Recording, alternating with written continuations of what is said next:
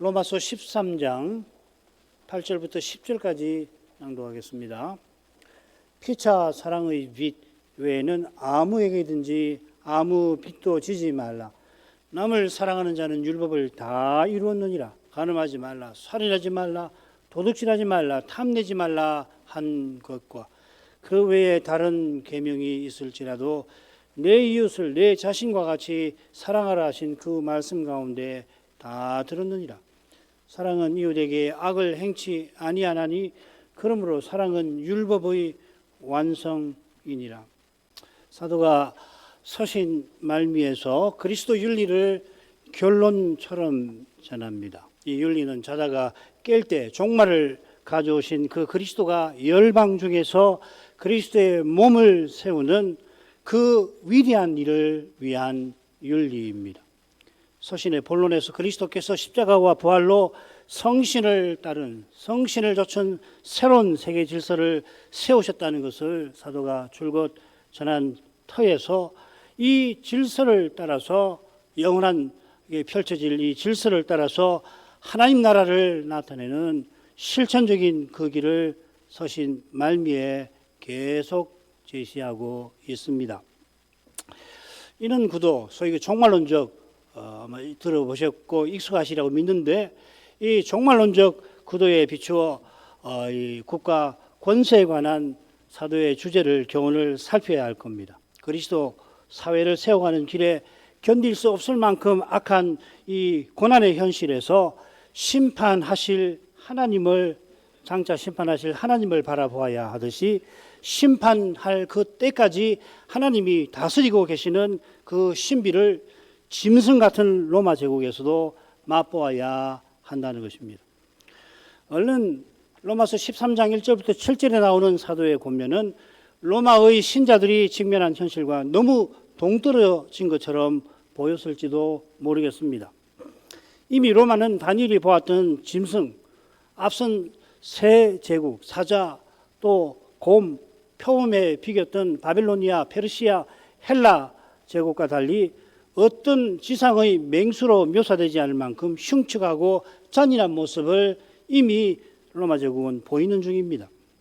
그런 제국을 선자는 하나님의 사자고 내게 선을 이루는 자라 한 것입니다. 하나님께서 그리스도를 통하여 영원한 제국을 세우시려고 세상 제국을 원하시는 대로 쓰시는 그 거룩한 신비를 떠나서는 이 도무지 받아들이기 힘든 설명일 수 있습니다. 로마서 본론 한가운데서 사도가 모든 것이 합력하여 선을 이루게 하심, 이 너게 선을 이룬다 할 때 똑같은 말이에요. 정관사 하나가 들어가고 빠지고 차이인데, 그렇게 고백하는데 짐승 중에 짐승인 로마 제국을 통해서도 하나님은 선을 이루시는 것입니다. 이성 없는 짐승처럼 이 제국은 하나의 새로운 사람, 교회를 핍박할 것입니다마는 그 핍박을 통해서도 그 한 사람이 머리이신 그리스도께로 자라가게 하실 것입니다. 자, 이런 교훈에 비추어서 지난 시간 이어서 나머지를 생각하도록 하겠습니다. 5절까지 봤는데 7절까지 읽지요. 그러므로 굴복하지 아니할 수 없으니 노를 인하여만 할 것이 아니요 또한 양심을 인하여 할 것이라. 너희가 공세를 바치는 것도 이를 인합니다. 저희가 하나님의 일꾼이 되어 바로 이 일에 항상 힘쓰느니라. 모든 자에게 줄 것을 주되 공세 받을 자에게 공세를 바치고 국세 받을 자에게 국세를 바치고 두려워할 자를 두려워하며 존경할 자를 존경하라. 하나님께서 지금 선을 이루고 계시고 그 후에는 반드시 심판하실 것을 믿고서 하나님의 그 노하심 때문만 아니라 새 사람으로서의 그 양심을 인하여 국가 권세를 인정하고 존중할 것입니다. 이것이 6절에 이를 인함이라 하는 표현이 그 내용을 가리키는 겁니다. 새 사람답게 하나님께서 합력하여 선을 이루실 거라 믿고서 우리가 공세를 바치는 것입니다. 공세를 바친다고만 하지 않고 공세를 바치는 것도라고 한 것은 아무래도 이어나오는 표현과 붙어 있는 것 같아요. 로마 신자들이 양심을 인하여 공세를 바치는데 그 이유가 이어나오는 표현에 담겨 있습니다. 그 표현이 저희가 하나님의 일꾼이 되어 바로 이 일에 항상 힘쓰느니라. 번역된 표현에도 이 기독교 국가에 살지 아니하는 우리 신자들에게는 다소 낯설게 다가오는 점들이 있는데 하나님의 일꾼이 되어 원문대로 새기면 훨씬 그렇게 다가올는지 모르겠습니다. 이게 다 표현하기 어려운데 우선 일꾼이라는 말이 로마서에 한 번 더 나오는데 한번 거기 보십시오. 사도에게 어떤 맥락에서 쓰이는지 15장 16절입니다. 이 은혜는 곧 나로 이방인을 위하여 그리스도 예수의 일꾼이 되어, 이 일꾼은 사자하고 다른 말입니다. 사자라는 말이 일꾼으로 번역된다고 그랬죠. 디아코노스라는 말인데 그가 다른 용어입니다. 어떤 용어냐면요, 바로 이어 하나님의 복음의 제사장 직무를 하게 하사 이방인을 제물로 드리는 그것이 성신 안에서 거룩하게 되어 받으심직하게 하려 하심이라. 여기 일꾼이라는 용어는 제사장 직무와 관련되어 있고 사실 제사장을 가리키는 말입니다. 히브리서에는 아예 이 말을 제사장에게 써요. 성소에서 부리는 자라고 새겼는데 일꾼이라는 말입니다. 성소에 부리는 자는 제사장이죠. 대제사장 예수 그리스도에게 쓰인 말입니다. 아울러 항상 힘쓴다는 표현도 로마서 한 번 더 나오는데 오전에 말씀드렸습니다. 12장 12절 기도에 항상 힘쓰라 할 때 그 말입니다. 전무한다는 말입니다. 사도들은 히브리 과부들의 공개 문제로 집사를 뽑을 때 우리는 기도와 말씀 전하는 일에 전무하리라 할 때 그 말, 여기 항상 힘쓴다는 말이 그 말이에요. 그러니까 지금 국가 권세를 가리켜서 쓰는 표현들이 제사장과 그 직무에 사용되는 겁니다. 일꾼이라는 말이 제사장을 가리키는 거고 특별히 항상 힘쓴다, 전무한다는 말을 보면 기도에 자주 쓰여요. 이게 많이 쓰이는 말 아니거든요. 그런데 특별히 기도에 힘쓰라 할 때 쓰는 말이고 기도는 제사장 직무 아니에요. 제사장이 기도에 힘쓰듯이 국가 권세가 하나님의 일꾼으로서 공세받는 일에 항상 힘쓴다 이렇게 되어 있습니다. 굉장히 충격적인 표현이에요. 실은 지금 로마의 세관원이 하나님을 섬기는 태도로 공세를 거두고 있는 거 아닙니다. 이건 유대인 세리들이 얼마나 고약하고 악독한 행습을 지금도 자행하고 있는 데서 잘 드러나죠.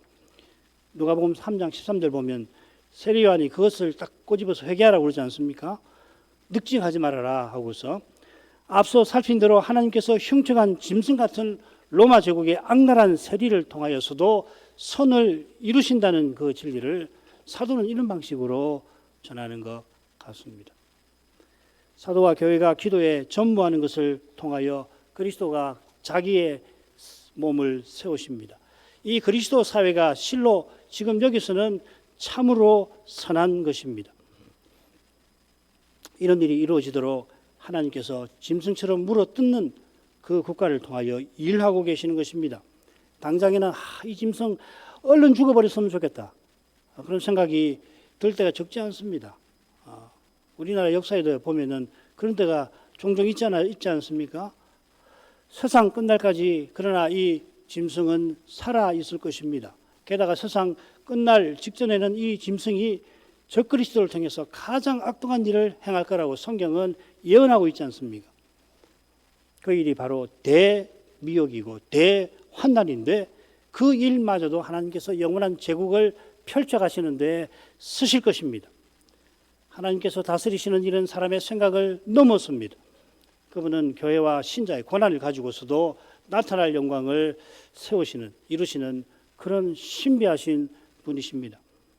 이런 신비한 다스림 아래서 7절의 교훈을 살펴보십시다. 모든 자에게 줄 것을 주되, 이것과 대조되는 권면이 로마서 12장 17절 같아요. 아무에게도 악으로 갚지 말라. 모든 자에게 줄 것을 줘라. 아무에게도 악을 갚지 말라.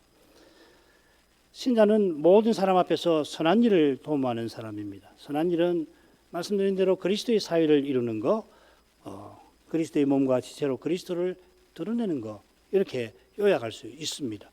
어떤 사람이 악을 가해도 선으로 갚습니다. 핍박하는 자를 축복합니다.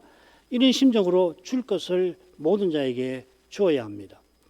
이 줄 것이라 하는 말이 주님의 비유에서 빚이라 이렇게 표현이 되고 사실 빚이라는 뜻이기도 합니다. 혼인관계에서 배우자에게 대한 의무를 가리켜서 한 번 더 쓰입니다. 이 용례로는 3번 나와요. 요컨대 줄 것은 우리의 소명과 붙어 있습니다. 하나님이 두신 형편, 맺게 하신 관계, 맡기신 그 활동에서 자연히 생겨나는 우리의 의무를 가리키는 것 같습니다. 우리가 대한민국에 태어나게 하신 것은 이 국가가 부과하는 공세와 국세를 바칠 의무가 생기게 되는 거죠. 공세라고 하는 것은 토지나 가옥 같은 데 부과하는 직접세이고요. 국세라고 번역했지만 이건 우리나라 부가가치세 같은 간접세입니다. 물건 사고 파는데, 두려워할 자는 사형을 내리고 집행하는 행정장관을, 존경할 자는 그보다 하급 관리를 가리킨다는 일부 주석가들의 설명이 있긴 합니다만은 그럴듯하지요. 그러나 그보다는 여러 가지 허점이 있어요. 가령 이 두려워하라고 하는 명령을 찾아보면 주인, 남편에게 쓰이는데, 그 두려워하라고 하는 명령은 바로 앞에 하나님을 대하는 태도로 나옵니다. 하나님을 경외하는 태도로 주인이나 남편을 두려워하라, 이렇게 베드로전서에 그렇게 있죠. 그래서 베드로전서 2장 18절, 3장 2절에 보면 주인이나 남편을 두려워하라 했는데, 그게 뭔 말이냐면은 2장 17절에 보면 하나님을 두려워하라 하고서 그와 같이 이렇게 했거든요. 그리고 보면 이제 2장 17절 보면 무사람을 공경하며, 그 다음에 하나님을 두려워하며 왕을 공경하라, 이렇게 되어 있습니다. 요컨대 두려워하고 존경할 자는 주께서 권위의 자리에 두신 사람을 가리키는 것 같습니다. 그 권위를 존중하되, 그러니까 행정관리 중에 고위직, 하위직이라고 보는 것보다는 좀 더 포괄적으로 보는 게 좋다는 말이죠. 그 권위를 존경하되 하나님을 경외하는 심정으로 하라 하는 겁니다. 그런 심정을 가진 신자는 아랫사람도 무시하지 않고 오히려 섬기는 것입니다. 그래서 베드로전서 2장 17절에 보면 왕을 존경하라, 공경하라고 했는데 똑같은 낱말을 무사람을 공경하라, 그렇게 했단 말이죠. 무사람은 손 윗사람만 아니라 손 아랫사람에게도 해당되는 거고, 특별히 에베소서 5장 21절에서는 그리스도를 경외함으로 서로 복종하라 하는 그 말씀하고 맞닿아 있는 것이죠. 섬기라 하는 것입니다. 소명은 하나님께서 불러서 두신, 소란 말이 부른다는 말 아닙니까? 불러 두신 형편, 관계, 맡기신 이 일입니다. 하나님께서 부르신 목적이 뭐냐면 그리스도를 결국 드러내는 건데, 그리스도의 거룩한 사회로 서나가는 겁니다. 이 목적을 이루는 방편이 믿음, 은혜입니다. 그러니까 소명은 엄밀하게 신자에게만 해당되고 신자만 이룰 수 있는 것이에요. 어떤 사람은 사람 생각에 그리스도를 드러내는 데에, 어떤 관계는 사람 생각에 그리스도를 드러내는데 좀 더 낫기도 하고 좀 더 힘들기도 할 것입니다. 사람이 봐서는 저런 관계라면은 그리스도를 드러내는데 얼마나 좋을까, 다 믿고 믿음도 다 좋아가지고 함께 만나서 그리스도를 부르고 기도하고 말씀을 묵상하고 나면 얼마나 좋을까, 이런 생각이 들기도 하고, 어떤 데 보면 너무너무 힘들어서 도대체 이 그리스도를 이런 현실에서 어떻게 나타낼 수가 있는가, 내 믿음이 흔들리지 않으면 좋겠다, 그럴 수도 있잖아요. 그런데 그리스도를 드러내는 일 자체가 사람의 힘을 넘어서는 것입니다. 아무리 좋은 관계에서 그리스도를 드러낸다 할지라도 그게 사람 힘으로 할 수 있는 일이 아니라는 것을 꼭 기억을 해야 하는 겁니다. 이런 위대한 일, 사람의 힘에 넘치는 그런 일을 우리에게, 연약한 우리에게 주신 데는 우리의 생각을 넘어서는 하나님의 그 신비한 뜻이 있는 것입니다. 이 뜻은 우리가 하나님을 부르게 하신 바로 거기 있는 것이에요. 하나님을 부르라, 나를 부르라 하시는 거죠. 때때로는 부르는 정도가 아니라 부르짖게 하시는 것입니다. 탄식하기도 하십니다. 탄식하면 이게 기도인지 푸념인지 원망인지 그 경계가 모호할 정도로 될 수도 있죠. 탄식하는 자신의 모습이 너무도 비참하게 여겨집니다. 이게 뭔가, 이게 사는 건가, 내가 신자로 살아가는 것인가, 왜 이렇게 현실이 어렵단 말인가. 그런 비참한 이만이 참으로 하나님을 부릅니다. 자기가 얼마나 비참한 존재인지를 모르면 사실은 기도 못하는 겁니다. 안 되는 겁니다. 기도의 정의가 그렇습니다. 기도의 정의가 인생이 죄인이고 비참하다라고 하는 거, 하나님 없이는 산거지, 또 그런 산거지가 없구나, 하나님의 도움 없이는 나는 산거지 중에 산거지구나. 나는 정말 비참한 사람이구나.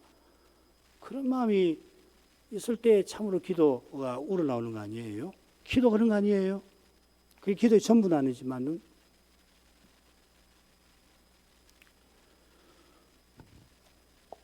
그 단시간은 기도를 통해서 실은 어느 때보다 하나님을 가까이 합니다. 아니, 하나님이 가까이 해 주시는 것입니다.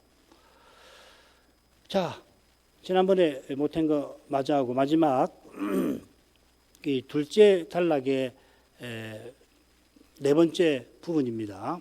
뭐 줄거리가 복잡해가지고 종종 헷갈리는데 강설 맨 앞에 있는 그 줄거리를 참조하시면 됩니다. 자, 이 마지막 부분은 그리스도 윤리의 실천 강령을 마무리 짓고 있습니다. 짝을 이루는 12장 8절부터 18절에 나오는 중요한 내용, 사랑이 여기서 집중적으로 다뤄집니다. 심지어 사랑의 정의에 해당되는 표현이 나옵니다. 율법의 완성이 대표적이죠. 셋으로 나눠 보겠습니다. 8절, 사랑의 빛 외에 아무 빛도 지지 말고 사랑하여 율법을 이루라. 9절은 율법의 강령은 이웃 사랑이다 하는 거고, 10절은 사랑은 이웃에게 악을 행치 아니하고 율법의 완성이다. 뭐 이런 내용입니다. 그러니까 각절을 살핀다고 보시면 되겠습니다. 피차 사랑의 빛 외에는 아무에게든지 아무 빛도 지지 말라. 남을 사랑하는 자는 율법을 다 이루었느니라. 아무에게든지 아무 빛도 지지 말라고서는 이 사랑의 강령을 교훈하기 시작하는 겁니다. 여기 빚진다라고 하는 동사는 7절에 명사가 나왔어요. 줄 것이라는 말의 동사입니다. 이 줄 것이라고 하는 것은 주신 소명에 따른 의무라고 말씀드렸죠. 그래서 이 빚진다는 이 동사가 두 번 더 나오는데요. 거의 똑같이 이렇게 되어 있습니다. 마땅히 이렇게 하라, 마땅하다 이렇게 새겨져 있습니다. 마땅히 연약한 자의 약점을 담당하고 육신의 것으로 그들을 섬기는 것이 마땅히 하다, 마땅한 일이다, 마땅히 해야 할 일이다 이 말이죠. 하나님께서 우리 각자에게 여러 소명을 주셔서 다른 이에게 거룩한 의무를 담당하게 하신 것입니다. 대한민국 국민으로서 국가의 세금을 비롯하여 마땅히 할 일들이 있는데 그 일들은 모든 사람 앞에 행할 선할 일, 곧 그리스도 드러내는 것에 종속되는 것입니다. 이것이 양심을 인하여 국가 권세에 복종하라 하는 명령이 담긴 뜻이기도 하겠습니다. 아무에게든지 아무 빚도 지지 말라. 결국 하나님 주신 소명을 착실히 이루며 살아라 하는 겁니다. 소명에서 벗어나지 말고 소명에서 벗어나서 공의에 비치지 말라 이 말이죠. 그렇죠? 그 소명이 그리스도를 드러내는 것이므로 따라서 우리는 사랑의 빛이 있는 것입니다. 우리가 이 소명을 통해서 그리스도의 사랑을 드러내라 하신 것입니다. 이것이 피차 사랑의 빛 외에는 아무 빛도 지지 말라 하는 뜻인데요. 피차 사랑의 빛 이렇게 새겼는데 피차 사랑하는 것 이렇게 되어 있고요. 자, 이게 문맥에도 자연스러운 번역이 될 겁니다. 피차 사랑하라 하는 이 명령은 이어 나오는 아무가 신자라고 하는 것을 보여주죠. 서로 넷째 부분과 짝을 이루는 이 첫째 부분에도 신자가 피차 사랑하고 섬기라는 명령이 주로 나온 줄로 알고 있습니다. 피차 사랑하라고 사도가 명령한 근거를 이어댑니다. 남을 사랑하는 자는 율법을 다 이루느니라. 이 남이라는 표현이 짝을 이루는 둘째 제목에 인상 깊게 나옵니다. 이 남이라고 새긴 낱말 6번 더 나와요. 이 다른 이 계명이라 할 때도 그게 남이라는 말인데요. 근데 이 딱 세 군데만 타인이라는 뜻으로 남을 가리킵니다. 그게 여기 한 군데 나오고 2장 1절, 11절, 21절에 딱 세 번 나옵니다. 그러니까 여기서 사도가 이 남이라는 말을 언급한 의중이 분명히 있는 것 같아요. 둘째 제목에 가보시면 유대인은 남, 즉 이방인과 똑같은 짓을 하면서 이방인을 비난하고 있죠. 그것과 정확하게 다른 심정과 태도가 여기 남을 사랑하는 자라는 표현에 담겨 있는 겁니다. 어쩌면 사도가 이 표현을 써서 로마의 유대인 신자와 이방인 신자들을 서로 비판하지 말고 사랑하라고 넌지시 교훈하고 있는지 모릅니다. 14장에서 그걸 이야기할 텐데 복선을 깔고 있는 것 같아요. 그 밑에 보면은 우리가 앞으로 살피게 된다면은 공부할 14장 1절부터 15장 7절까지 줄거리를 제가 만들어 놨는데요. 바로 그 내용이죠. 그죠? 이거 보시면은 비판하지 마라, 서로 판단하지 마라, 그리스도와 받으신 것처럼 서로 받으라, 용납하라. 그리고 여기 핵심이 주께서 사랑하신 형제, 주께서 위하여 목숨 버리신 형제를 라는 표현이 나오죠. 사랑하는 말이거든요. 사도의 교훈을 따라 남을 대하면은 그러면 거기 진정 서로가 서로의 참된 의미가 드러날 것입니다. 진정한 관계가 여기 있는 것입니다. 진정으로 서로라는 말을 쓸 수 있는 관계 말이에요. 거기에 율법을 다 이루는 길이 있습니다. 이 표현에 담긴 교훈을 정확하게 담아내는 말씀이 로마서 한가운데 이렇게 나옵니다. 율법의 요구를 이루어지게 함. 율법을 다 이루는 것은 율법의 요구를 다 이루는 것입니다. 같은 말입니다.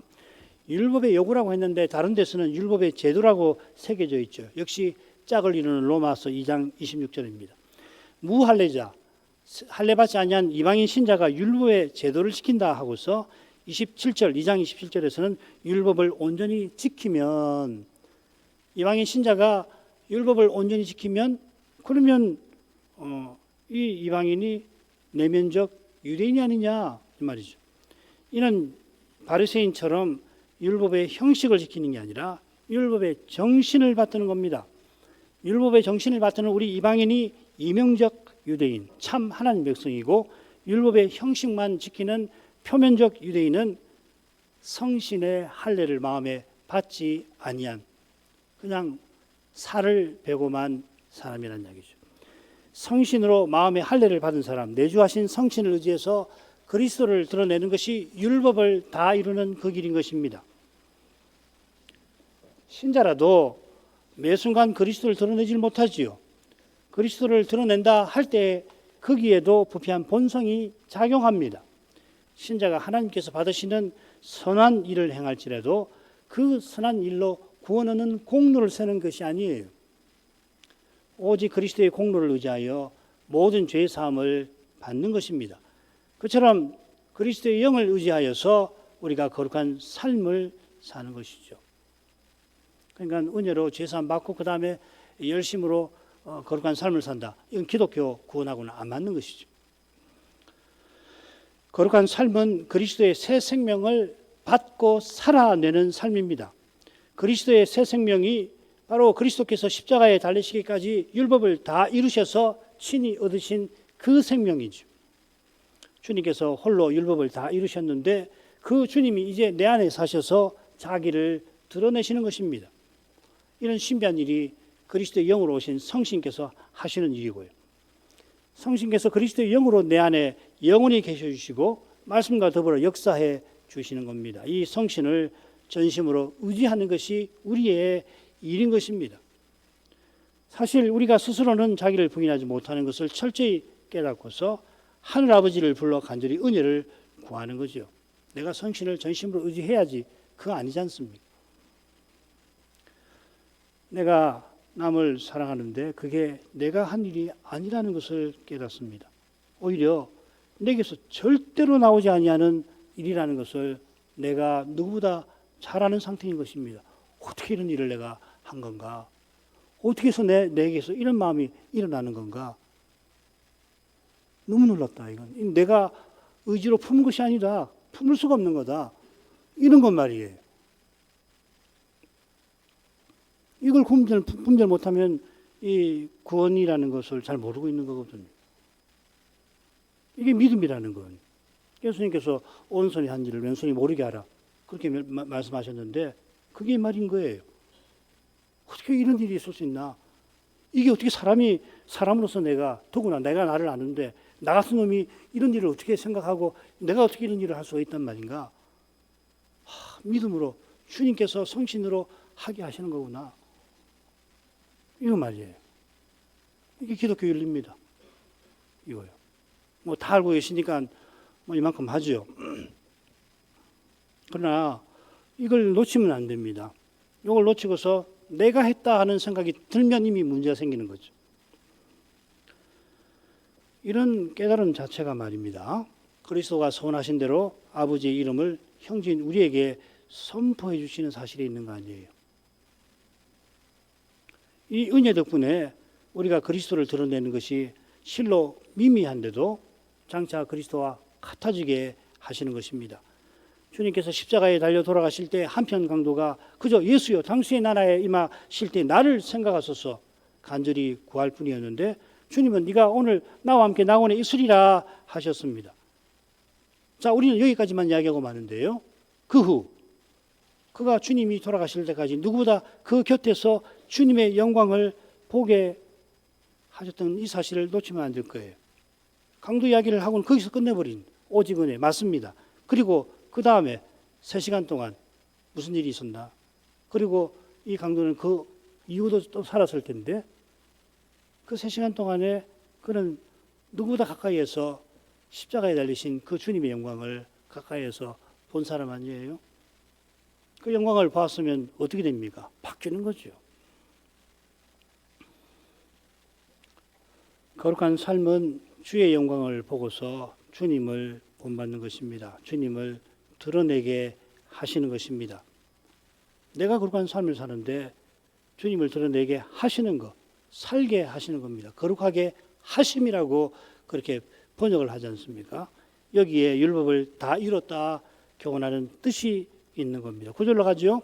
간음하지 말라, 살인하지 말라, 도둑질하지 말라, 탐내지 말라 한 것과 그 외에 다른 계명이 있을지라도 내 이웃을 내 자신과 같이 사랑하라 하신 그 말씀 가운데 다 들었느니라. 10계명 중에 7, 6, 8, 10계명을 열거 6, 7, 80이 아니고 7, 6, 8, 10계명을 열거하고 그 외에 다른 계명을 언급하면서 율법의 강령을 교훈하고 있습니다. 그 강령은 내 이웃을 내 자신과 같이 사랑하라 하는 그 말씀입니다. 자, 우선 사도가 이 10계명 중에 선별해서 4계명을 열거를 하고 있는데요. 그 밑에 나오는 작은 글씨만 읽고 넘어가죠. 설명하겠습니다.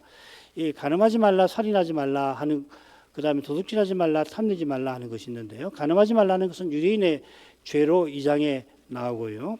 그 다음에 살인하지 말라는 것은 1장에 이방인의 죄의 목록에 나옵니다. 도둑질하지 말라는 것은 간음하지 말라는 그 명령 바로 붙어서 나오는 거고, 탐내지 말라는 것도 이방인의 죄 목록에 붙어서 나온다 하는 겁니다. 제 말은 요지는 뭐냐면 바울 사도가 의도적으로 2개씩 선별한 것 같아 하는 겁니다. 왜 그렇게 선별을 하는가? 그 밑에 이제 그 작은 글씨 밑에 읽겠습니다. 넷째 단락에서 전하는 주제의 복선을 이미 알고 있는 것 같아요. 이방인 신자이든지 유대인 신자든지 한낱 사람으로서는 이 세상 살 동안에 하나님의 계명들을 완전히 지킬 수 없고 오히려 생각과 말과 행위로 날마다 범한다 하는 것입니다. 이것을 미리 복선을 깔고 14장에 가서 이 문제를 본격적으로 다룰 것입니다. 열거된 계명만 아니라 그 외에 다른 계명도 범하죠. 한낱 사람으로서 우리는 이렇게 연약합니다만은 성신 안에서는 우리가 계명을 이루는 것입니다. 내 이웃을 내 자신과 같이 사랑하라 하신 이 강령을 그리스도께서 십자가에 이르시기까지 온전히 이루셔서 그런 것입니다. 죄 없으신 그리스도가 죄인인 우리를 위해서 십자가를 지신 것처럼 하나님을 불순종하던 우리를 위하여 주님이 계명을 온전히 이루어 주신 것입니다. 우리도 주님 안에서 순종하며 살게 하시려고. 주님께서 십자가 달리실 때 성민 성결법이 성취가 된 겁니다. 우리 뭐 공부한 건데요. 성민 성결법 레위기 19장 줄거리를 보면은 이 인생이 거룩하신 하나님을 본마다 이웃을 사랑하는 길을 분명히 보이는데 그 나온 위치가 아주 절묘해요.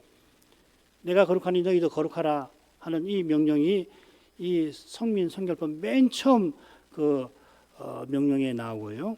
그 다음에 두 번째 네 이웃을 사랑하라 하는 것은 이 한 가운데 나옵니다. 성민 성결법 줄거리 다 아시죠, 그죠? 모두 16개 단락이 있는데 처음 4단락, 그 다음 4단락, 그리고 그 다음 넷 있잖아요. 처음 네 단락은 하나님을 사랑하라는 거. 내가 거룩하니 너희도 거룩하라는 거고, 그 다음 네 단락은 네 이웃을 사랑하라 하는 명령이에요. 그 다음 넷은 메시아를 통해서 하나님을 사랑하라는 것이고, 마지막 넷은 메시아를 통해서 이웃을 사랑하라 하는 건데, 네 이웃을 사랑하라 하는 이 명령은 8번째 단락 끝에 나옵니다. 뭐 복잡하게 말씀드릴 생각하실 것 없이 성민 성결법이라고 하는 그 성결법의 가장 중요한 위치에 나온다 하는 것만 아시면 되겠습니다.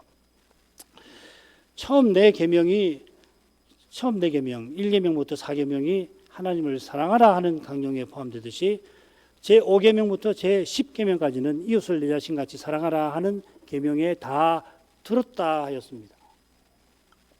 다 들었다고 새긴 이 낱말은 에베소서에 한 번 더 나와요. 거기 보면은 만물이 그리스도 안에서 통일되게 하려 하심할 때 그 말입니다.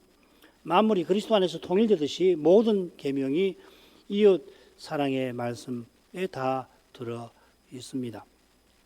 이를 강령이라고 표현하는데 참 좋은 번역이에요. 강이라는 말, 이 강이 별이 강자 아니에요. 이 별이라고 하는 것은 그물 이 매듭져서 구멍 지어져 있는 그 네모난 혹은 뭐 보통 네모지요, 그죠? 그걸 그물코라고 하는데 그 코들을 꿰는 줄을 가리킵니다. 그물코는 매듭져서 이런 구멍들이죠. 그리고 별이를 딱 세워놓고 그 그물코를 펼치면은 가지런하게 그물들이 딱 펼쳐 정돈되지 않아요. 그래서 이 그물코가 조목이라면은 윤리에 있어서 여러 조목이라면 별이는 조목들을 통일되게 하는 강령이라 이렇게. 이게 이제 우리 동양에 이런 표현이 있어서 번역을 이렇게 잘한 겁니다. 이 강령이 기록된 성민 성결법은 다른 모든 율법과 규례와 더불어서 오실 메시아의 십자가와 부활을 통하여 세워지는 메시아의 나라, 메시아의 사회를 가리키는 것입니다. 율법은 하나님 나라의 청사진이다. 뭐 그것도 같은 말이죠. 10절로 가겠습니다. 사랑은 이웃에게 악을 행치 아니하나니 그러므로 사랑은 율법의 완성이니라. 사도는 이웃을 자기같이 사랑하라 하는 이것이 율법의 강령이라고 교훈했는데 여기서는 사랑은 이웃에게 악을 행치 아니한다 덧붙입니다. 레위기 9장에 9절에 레위기 19장이 인용이 되었고 거기 이웃이라는 말이 나오지 않았습니까? 이 이웃이 로마서에 3번 나옵니다. 이 둘째 단락과 짝을 이루는 넷째 단락 15장 2절에 한 번 더 나오는데 거기 이웃은 동료 신자를 분명히 가리킵니다. 레위기 19장에서 이웃도 마찬가지죠, 그죠? 함께 언약이 들어온 동족을 가리킵니다. 여기서도 이웃은 마찬가지입니다. 8절에는 이웃 대신 서로라는 말이 나왔죠. 악이 로마서에 모두 15번 나오는데 지금 살피는 5째 대목에 9번, 짝을 이루는 첫째 대목에 2번 나옵니다. 굉장히 의도적인 통계, 의중이 담긴 통계죠. 요컨대 악은 거룩한 사회를 세우고 완성하는 선을 허물어 버리는 그 선과 대립되는 것이라 할 수 있습니다. 그러므로 사랑은 율법의 완성이라 덧붙입니다. 사랑은 이웃에게 악을 행치 아니함으로 율법의 완성이라 하는 말이죠. 이 말은 율법이 그리스도 거룩한 사회를 위한 것이라는 것을 잘 보여줍니다. 하나님 나라의 청사진이라고도 합니다. 이 나라는 그리스도로 충만한 사회인 겁니다. 하나님을 전심으로 사랑하고 이웃을 자기같이 사랑하신 그리스도의 생명이 발휘되는 세계입니다. 이 위대한 사실을 떠난 사랑은 사도가 명하는 주님이 실천하고 계시는 사랑이 아닙니다. 아울러 율법의 완성이라고 하는 표현은 율법이라는 그릇이 사랑으로만 채워지는 것을 묘사합니다. 이 완성이라는 말이 에베소서 만물을 충만케 하시는 자의 충만할 때 그 말입니다. 플레로마라는 말인데요. 사랑이 빠진 율법은 텅 빈 그릇에 불과합니다. 그리스도께서 전부 안에 전부이신 새 사람으로서 교회는 거룩한 사랑이 가득한 사회, 우리가 성신 의지에서 새 사람으로 행할 때에 이 사랑이 나타나는 것입니다. 이것이 그리스도 사회를 세우는 그리스도 윤리의 핵심 이라 할 것입니다. 이만큼 하죠. 거룩하신 아버지, 사도를 통해서 그리스도의 거룩한 사회를 위한 그리스도 윤리를 알려주시니 감사드립니다. 타락한 인생이 하나님의 일반 은총으로 말미암아 윤리적인 삶을 살기도 하고 공동체적인 목적을 지향하는 일이 있어서 국가에 무슨 어려움이 있으면은 함께 모여서 힘을 발휘하기도 하고, 그래서 이 세상이 이만큼 유지되게 하시는 면이 있고, 저희 사는 이 국가에도 그런 덕이 있어서 대한민국 국민으로서 누리는 혜택이 적지 아니하는 줄 믿습니다. 하나님이 국가와 가정과 사회의 제도를 통해서 이제도 악을 얼마나 억제해 주시는지, 내 안에 있는 죄가 얼마나 심각한지를 깨닫게 하시는 만큼 능히 알게 하십니다. 그처럼 이 세상에 많고 심한 죄의 그 막강한 권세를 그리스도께서 주님의 몸과 지체를 통하여 이기고 나가시는 그것을 또한 깨닫게 하십니다. 이 사실을 알게 하실 때에 사도가 전하는 이 그리스도 윤리가 이 세상 도덕과 얼마나 다른 것인지를 또한 알게 되오며, 주님께서 그리스도의 몸을 주님에게로 살아가게 하시는 이 일이 얼마나 위대한 것인가도 알게 하십니다. 저희가 교회로 서나갈 때 특별히 이런 교훈을 베풀어 주신 그 뜻을 기억하옵고, 그 뜻이 여전히 각별하게 다가옵니다.